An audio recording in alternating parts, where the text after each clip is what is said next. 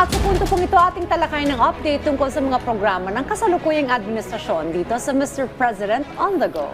Una nga po dyan mga kababayan, pinangunahan ni Pangulong Ferdinand R. Marcos Jr. ang pamaskong handog para sa mga overseas Filipino workers sa Kalayaan Grounds sa Malacanang bilang pagkilala sa walang kapantay na sakripisyo ng ating mga bagong bayani. Sa mensahe po ng ating Pangulo, binigyang halaga ang mga OFW na patuloy na nagtatrabaho sa ibayong dagat upang matustusan ang pangangailangan ng kanilang mga pamilya at makatulong sa pagpapatatag ng ekonomiya ng bansa.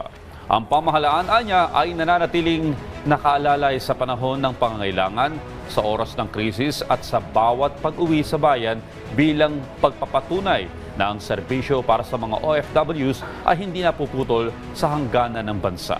Pakisa ng Department of Labor and Employment at Overseas Workers Welfare Administration, ipinadama ang taus-pusong pasasalamat at ang patuloy na pagpapalakas ng mga programa para sa kapakanan ng mga manggagawang Pilipino sa ibang bansa.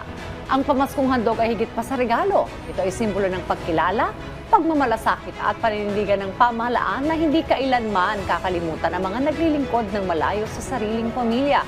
Higit sa anumang handog, ang okasyong ito ay isang taus-pusong pagpupugay sa tapang, tiyaga at pagmamahal sa pamilya at bayan ng ating mga overseas Filipino workers.